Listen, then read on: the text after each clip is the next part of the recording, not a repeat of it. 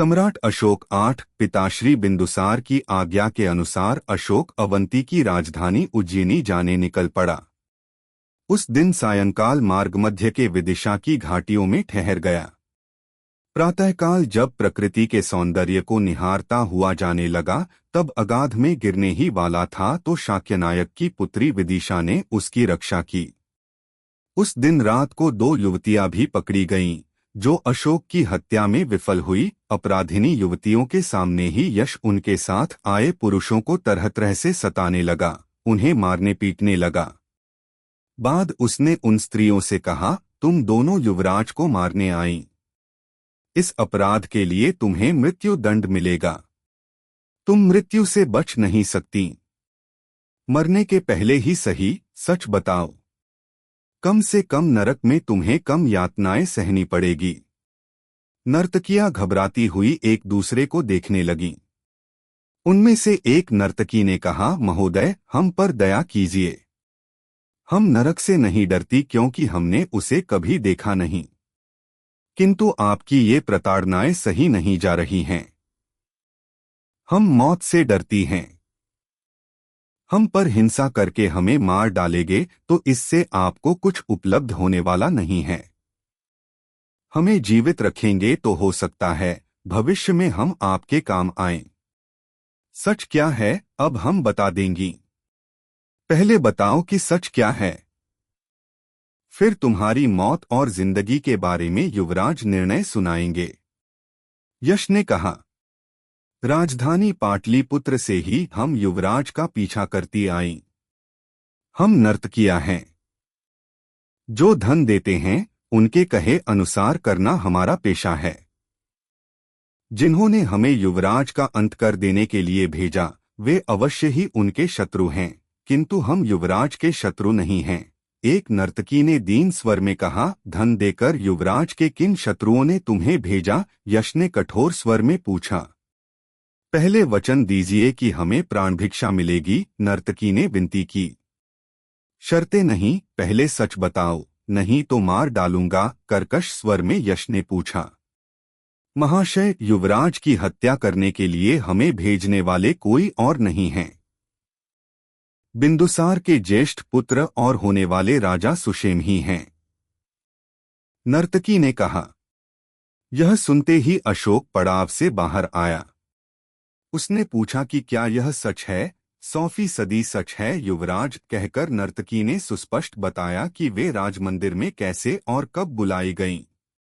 उसने यह भी बताया कि हर एक को 1000 अशर्फिया और 1 हीरे की अंगूठी भी दी गई।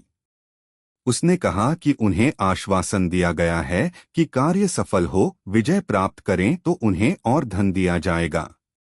उन्होंने जो अंगूठियां पहन रखी थीं और जिन उच्च राज कर्मचारियों के नाम उन्होंने बताए थे, वे इस बात के साक्षी हैं कि उनके कथन में सत्य है। अशोक और यश ने उनकी बातों का विश्वास किया। अशोक को पहले से ही शक था कि यह काम सुषेम का ही होगा। इसके पहले भी उसने उसकी हत्या का प्रयत्न किया था, किंतु वह सफल नहीं हो पाया। उसे अब स्पष्ट मालूम हो गया कि सुषेम उसे अपने रास्ते का कांटा समझ रहा है और उसे हटाने के प्रबल प्रयत्नों में लगा हुआ है। वह जानता है कि सुषेम महत्वाकांक्षी है, दूसरों की उन्नति देखकर जलता है। वह अपने को गद्दी का वारिसा मानता है, अपने को उन्नत कुल का समझता है और उसे केवल दासी पुत्र। यद्यपि उसने सुषेम को 2-3 बार सावधान भी किया, फिर भी उसका स्वभाव नहीं बदला। इन्हीं बातों को लेकर वह थोड़ी देर तक सोच में पड़ गया। उसने सविस्तार उन स्त्रियों से विषय जाना और सुनवाई पूरी होने के बाद अशोक ने तालियां बजाईं। दृढ़काय 3 सैनिक अशोक के सामने आकर खड़े हो गए।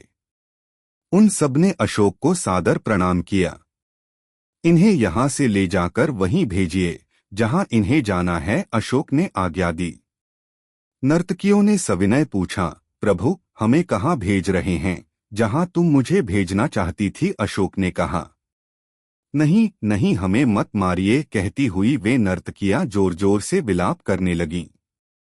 रोना मत अभागिन युवतियों, रोना मत। शाक्य मुनि गौतम बुद्ध की प्रार्थना कीजिए। जिस प्रकार उनकी अपार करुणा ने युवराज की रक्षा की, उसी प्रकार वे आपकी भी रक्षा करेंगे। मधुर स्वर सभी को सुनाई पड़ा। सबने उस ओर मुड़कर देखा। विदिशा मुस्कुराती हुई वहां आई। बहन, अनावश्यक आशाएं उनमें मत जगाओ, यश ने कहा। मैं उनमें आशाएं जगा नहीं रही है। तुम्ही ने उनमें आशाएं जगाई थीं कि उन्हें प्राणों की भिक्षा प्राप्त होगी। क्या अपना दिया हुआ वचन क्षण भर में भूल गए? विदिशा ने भाई से पूछा। विवेकी हो, बुद्धिमान हो, क्यों इस प्रकार अर्थहीन व शुष्क बातें कर रही हो? मैंने कब कहा कि इन्हें प्राण भिक्षा दूंगा?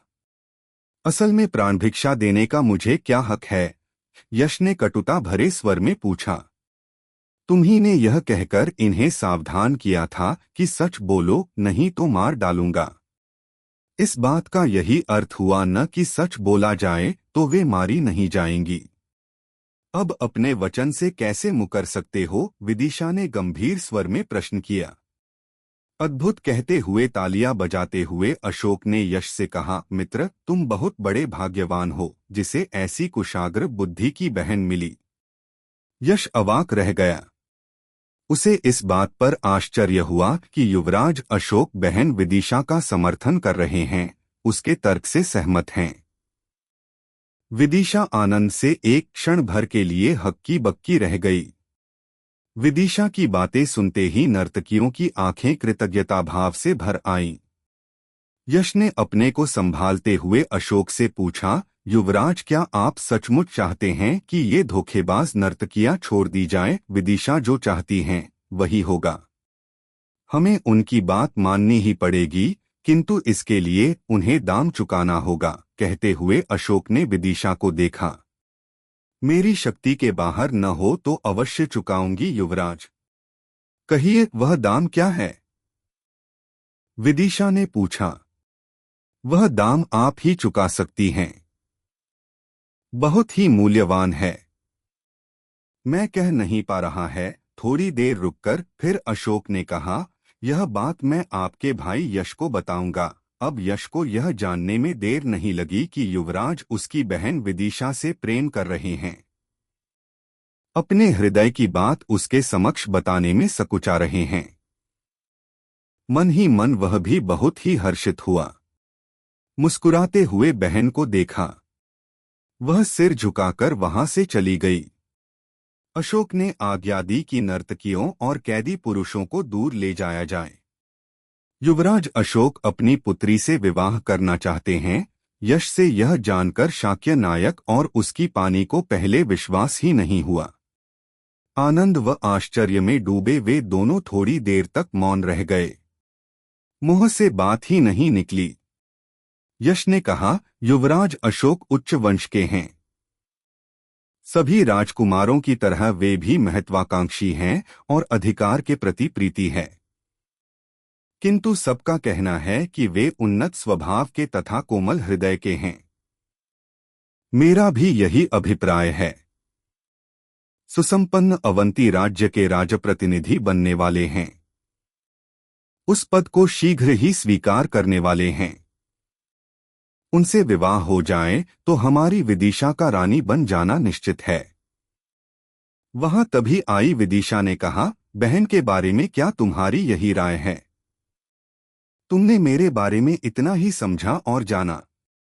क्या तुम समझते हो कि रानी बनने से मुझे आनंद होगा? यश को कोई उत्तर नहीं सूझा, इसलिए चुप रह गया।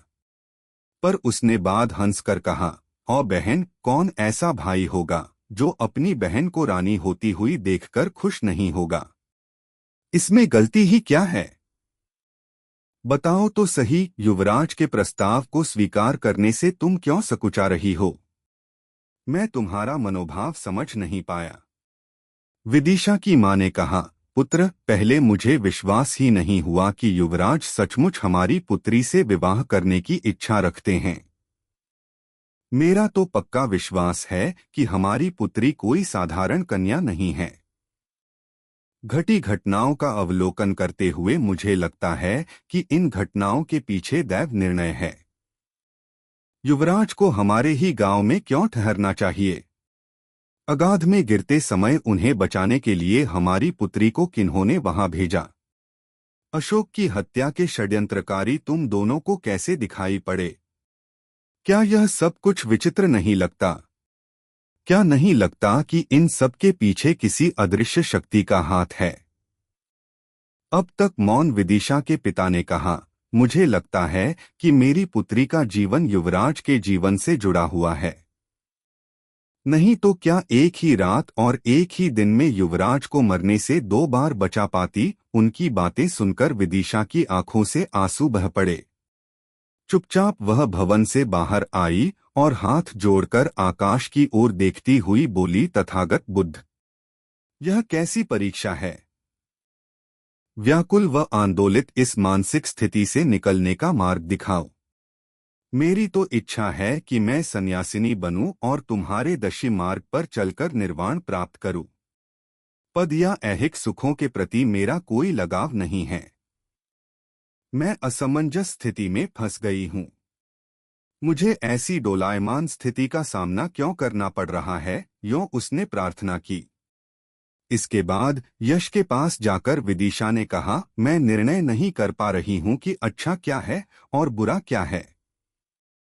सच कहूं तो मुझे इस विषय में अपने माता पिता की सलाहों पर भी विश्वास नहीं है, क्योंकि वे मेरा ऐहिक सुख ही चाहते हैं।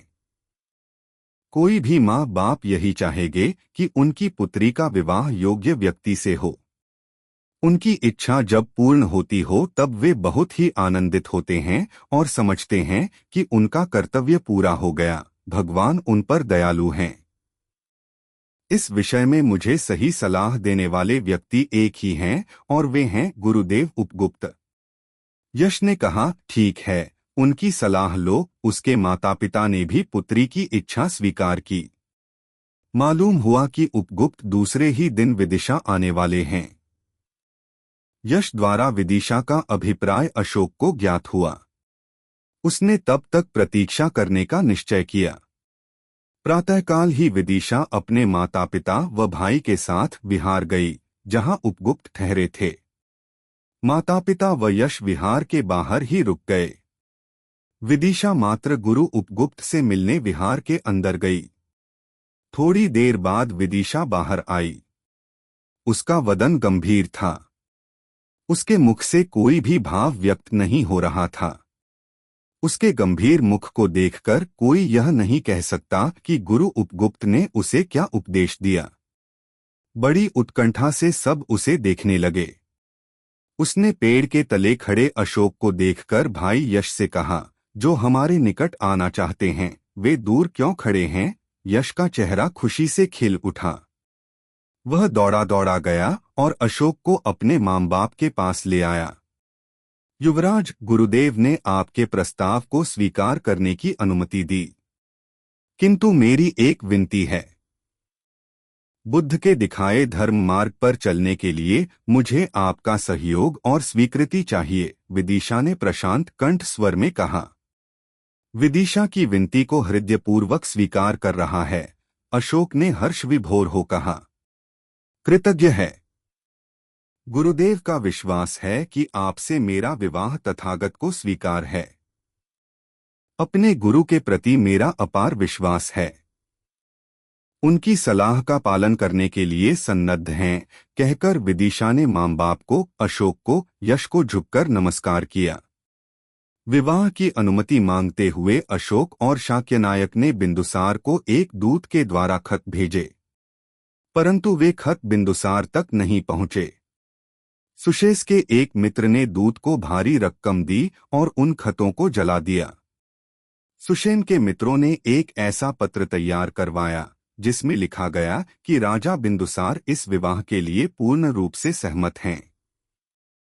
बिंदुसार की जानकारी के बिना ही वह पत्र अशोक को भेजा गया। अवंती के राजप्रतिनिधि का पद स्वीकार करने के बाद अशोक ने विदिशा से विवाह किया। एक दिन सुषेण ने अपने पिता से कहा, सुना है कि अशोक ने शाक्यनायक की पुत्री से विवाह किया। गुप्तचरों द्वारा यह बात मालूम हुई। क्या? पिता की जानकारी के बिना ही पुत्र ने विवाह कर लिया, वह भी राजकुमार का एक साधारण स्त्री से विवाह। एक साधारण स्त्री की कोख से जन्मे ऐसे पुत्र की बुद्धि भला और कैसी हो सकती है, ऐसा सोचकर बिंदुसार चुप रह गया। उसमें विरक्ति की भावना घर कर गई। पिता के इस रुख से सुषेण बहुत खुश हुआ। काल बीतता गया। पुनः तक्षशिला में विद्रोह छिड़ गया। बिंदुसार ने सुषेण से कहा, अशोक को उज्जैनी से बुलवाकर तक्षशिला भिजवाना मुश्किल है। तुम या तुम्हारे भाइयों में से कोई तक्षशिला जाए और विद्रोह को कुचल डाले। सुषेण को अपने सामर्थ्य पर विश्वास नहीं था। अगर जाने से इनकार करेगा तो उसकी पोल खुल जाएगी, उसकी असमर्थता साबित होगी। इसलिए उसने कहा, पिताश्री, तक्षशिला जाकर विद्रोह को कुचल डालना अपना कर्तव्य व जिम्मेदारी मानता है। अशोक ने उसी समय सभी शत्रुओं का नाश किया होता तो यह नौबत न आती। इतनी जल्दी पुनः यह विद्रोह खड़ा न होता, ऐसी स्थिति का सामना न करना पड़ता। मैं समझता है कि इसमें ग्रीकों का हाथ है। उन्हें मालूम है कि मैं अस्वस्थ हूँ। वे भूल नहीं पाए कि अपने भारत के भूभाग को मौर्यों ने अपने अधीन कर लिया। बिंदुसार ने कहा,